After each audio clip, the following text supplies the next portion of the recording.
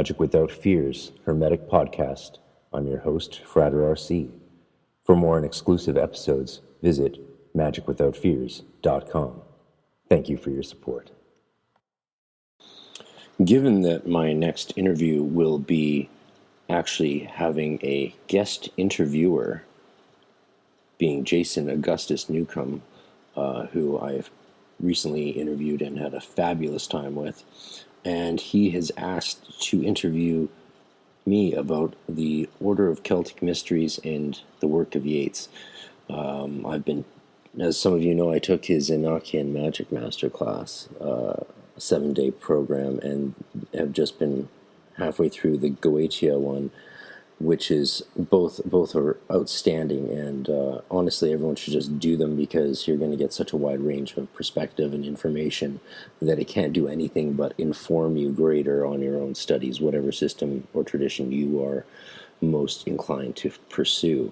So, actually, I got distracted trying to get through one of his lessons because we started messaging and messaged for a couple hours just about a wide range of topics that we'll also try to cover when he interviews me next on Monday, I believe, about Celtic Mysteries and a whole bunch of other subjects that we touched on. Hopefully we'll get to all of them. The great thing about talking with wonderful people and serious lifelong magicians and adepti is there's no end to the conversation to be had. So it's a lot of fun. And leading up to that, I thought it would be appropriate to get a bit more into the Celtic Mysteries as they are already published. So that won't spoil anything for the development of the initiations, which will be performed over the next 5 years by a group of whomever wants to join. You can check it out at orderofcelticmysteries.com. Chapter 1, Introduction, from the dissertation by Lucy Shepherd Kalogera. As Richard Ellman pointed out as early as 1948, to trace the development of W.B. Yeats's poetry is to trace the development of modern verse and, to some extent, of modern man. The truth of the latter part of that statement has been emphasized by the paradoxical mixture of rationalism and romanticism which has characterized the mid-70s, and which is in many ways an outgrowth of current nostalgia for what is now thought to have been a simpler, more innocent time. This study, of course, was done in 1977 as a PhD dissertation. In moving from the pre-war be-loud glades of the early Yeats through the intense psychological austerity of Byzantium to the raucous reconciliation of Yin and Yang and Crazy Jane, one can indeed trace the psychic progress of 20th century man. Increasingly, as the importance of Yeats's philosophical development is being recognized, scholars are trying to arrive at an understanding of the part played in this progress by the occult. Not so long ago, the poet's interest in the arcane was ridiculed or simply ignored. Note, W.H. Auden, for example, found Yeats's interest in the occult, quote-unquote, Southern Californian. James Hall and Martin Steinman, in their introduction to the permanence of Yeats, have called Yeats's status as a major poet embarrassing. Harold Bloom's major study, Yeats, virtually ignores this significant aspect of the poet's life and work. Now, however, as hitherto unpublished documents are brought to light and the obscurity of secrecy imposed by order vows is cleared, the long-term influence of the many rituals, patterns of thought, and philosophical assumptions of Yeats's occult orders is becoming more evident. Work in this area was first done by Ellman, whose Yeats, the Man in the Masks, 1948, was among the earliest of the full-scale studies to grant the importance of esoteric knowledge in Yeats's work without delving into it very deeply. T.R. Henn's The Lonely Tower, 1949, devoted a chapter to myth and magic. In 1954, Virginia Moore's important biography, The Unicorn, concentrated much more intently on the Golden Dawn and Celtic materials than had earlier works. In an unpublished dissertation, 1973, Lawrence Fennelly explored the impact on Yeats's prose fiction of his friendship with the great occultist and magician S.L. McGregor Mathers.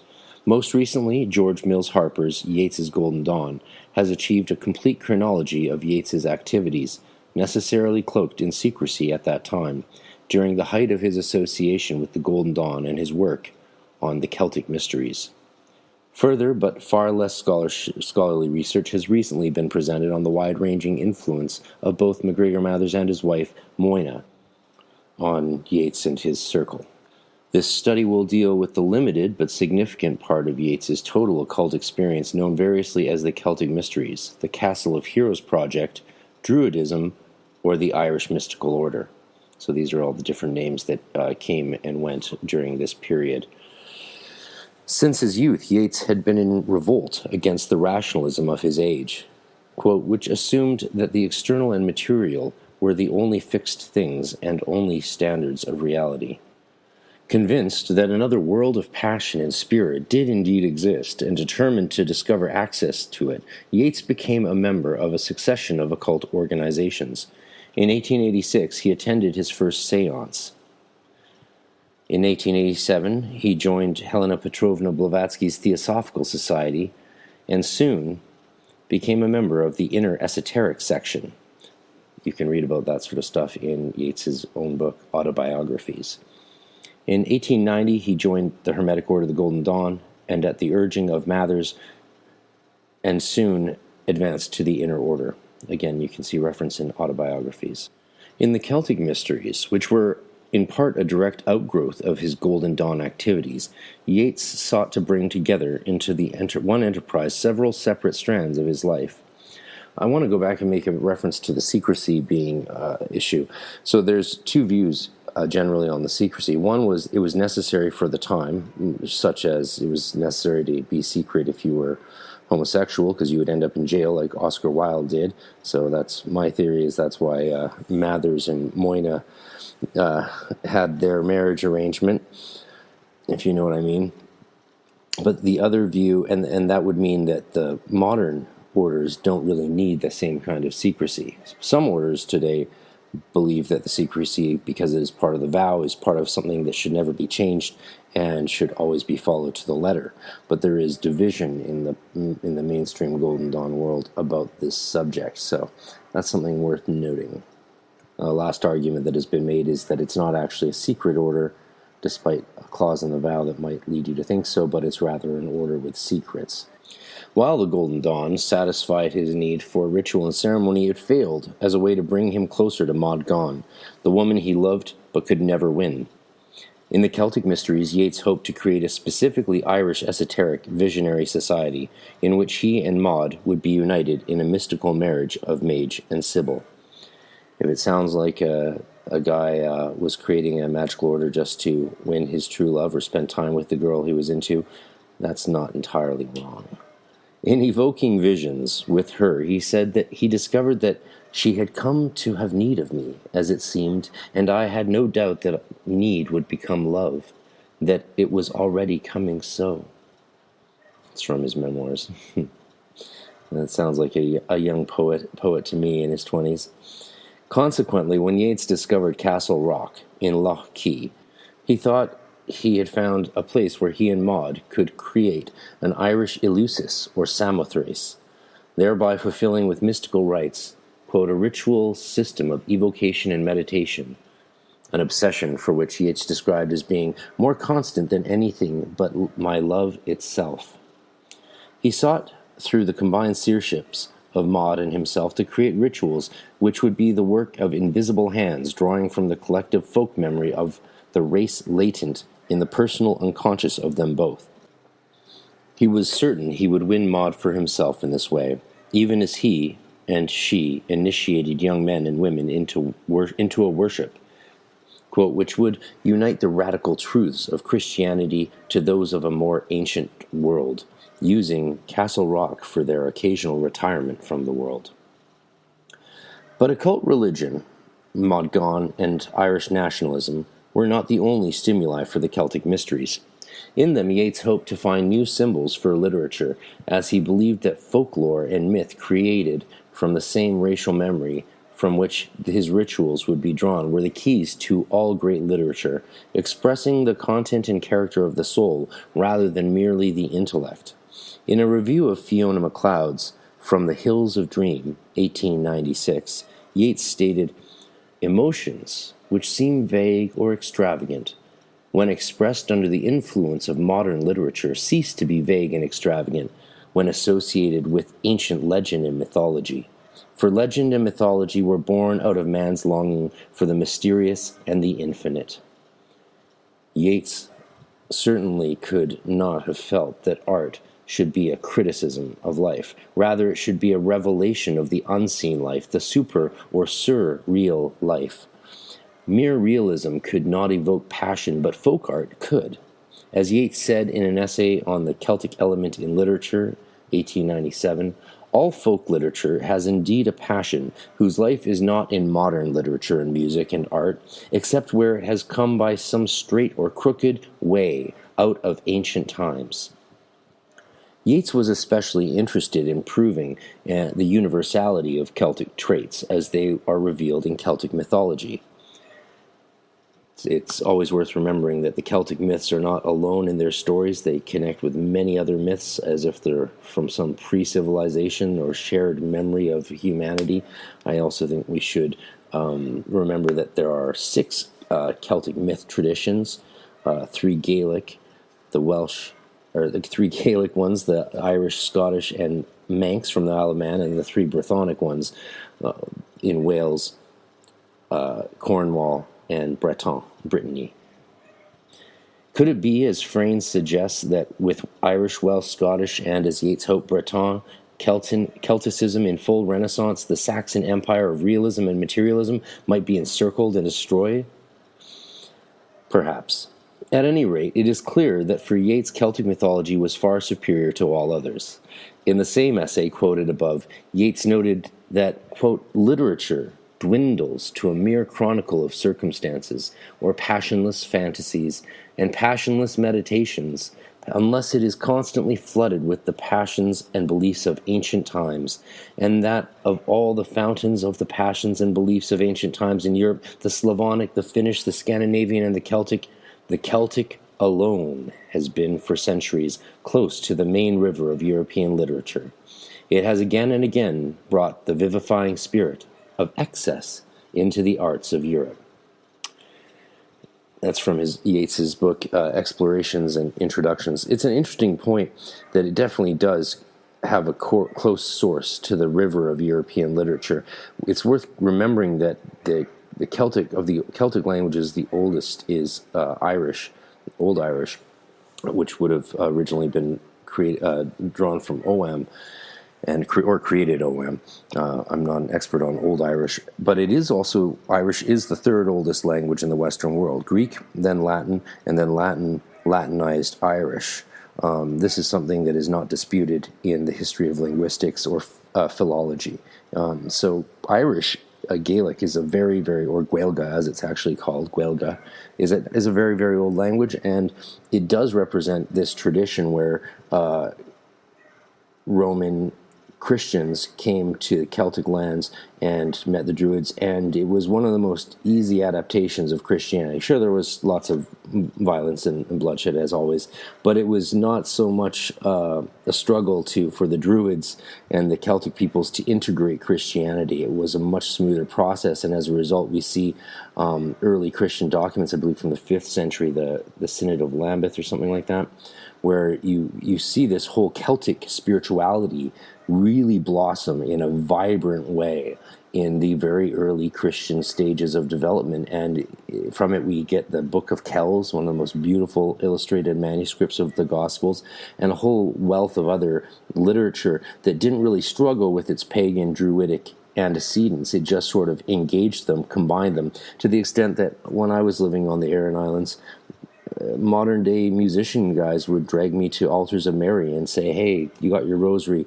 pray to the Virgin Goddess Mary, pray and invoke the goddess of the fairies, the Virgin Queen, our Holy Virgin Mary." It's like just a blend of this sort of language without question. To them, the idea that these things would be separate, it never crosses their mind. It's just gods and fairies and angels and saints, it's all the same thing. It's all part of nature. That is the real beauty of what we call Celtic spirituality in general.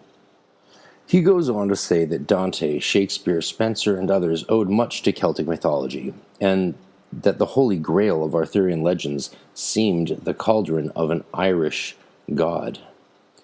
It's interesting that the Roger Parasus lecture from the early 80s, recently only just released by McLean on YouTube, talks about Yeats's involvement with A.E. Waite and Pamela Coleman Smith, and how the Rider-Waite tarot deck is actually drawn from a Welsh version of the Parsifal tale, so the Grail Mysteries, and that A.E. Waite's book on the Holy Order of the Grail or whatever is actually an outline of the tarot as opposed to an outline for an order or mythology. That is the argument made by Parasus, who was the archivist for Anna Yeats of Yeats's papers from the 60s onwards and studied for that lecture for over several decades.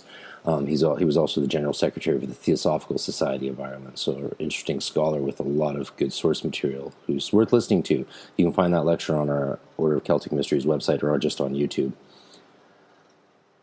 Furthermore, Yeats saw the Celtic movement as opening new fountains of inspiration for the symbolist movement in Europe, which was in reaction against 18th century rationalism and 19th century materialism, and which was seeking to create a new sacred book.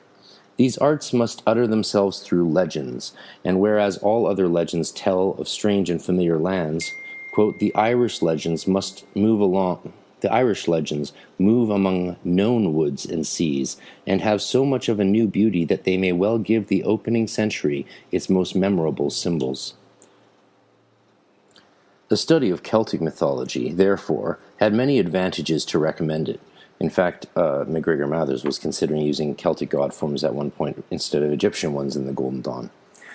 One, which is actually proof that the curriculum of the GD was never at a fixed point at any stage. So one of my qualms with traditionalist orders is they say we just do the traditionalist. Well, do you mean before 1900, how it was at the Schism, how Stella Matutina or Alpha et Omega was after that? Or do you mean at some distinct point before 1900 at which you have decided that this was the traditional official order? That's all, in my opinion, an argumentation that falls more under the line of dogmatism rather than traditionalism, and I think that's a pretty sound argument.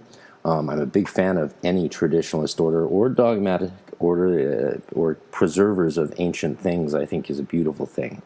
However, I'm also a fan of development and progress, and I believe you could argue that the Golden Dawn and most mystery schools were fans of progress and meeting the needs of the people at the time and place where they are in.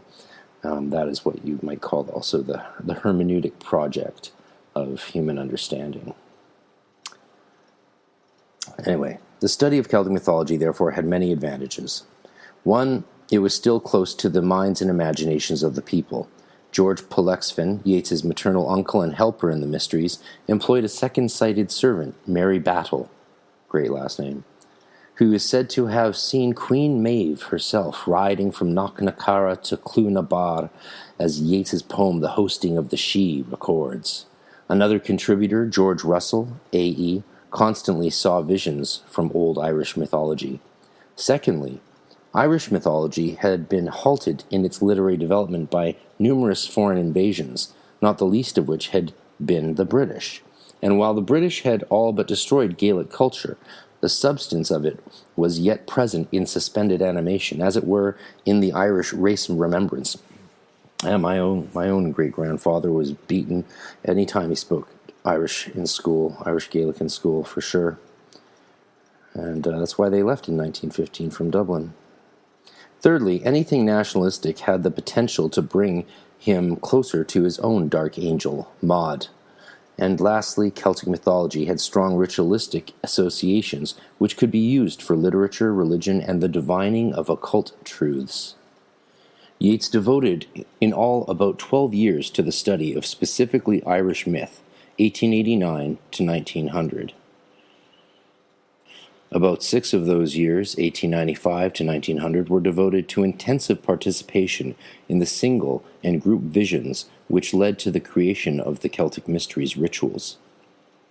Clearly, the Celtic Mysteries, though ultimately abortive, were not mere passing fancy, and Yeats did in fact continue the study and development of them after the 1900s with Mathers and Moyna while they were in France, so that's something most people don't realize.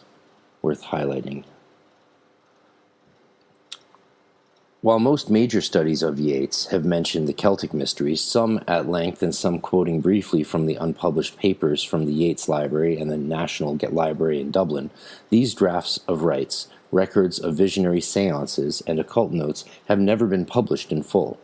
Transcribed from the manuscripts and typescripts, they appear with notes and commentary for the first time in this study. And that is the end of Chapter 1. Dr. Kalogera's Yeats's Celtic Mysteries, 1977 dissertation. Continue to Part 2. Welcome to my Friends Erotic Stories podcast, where we listen to the best erotica from our friends online. Relax as you spice up your day-to-day lives with a little bit of naughtiness. Search for my Friends Erotic Stories on Apple Podcast, Spotify, Google Podcast, and more. Also visit us on our /erotic podcast and help us make our podcast better.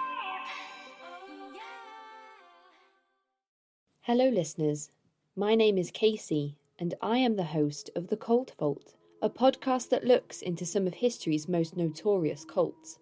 Join me as I look at cults, cult behaviour, and dive deep into the psyche of some of the heinous leaders of these movements. Listen to interviews with survivors and testimonies from those who have been affected by these sects, but live to tell their stories. If you enjoy well-researched, no-nonsense accounts, you will enjoy this podcast. Join me on all major streaming platforms at The Cult Vault. I hope to hear from you soon.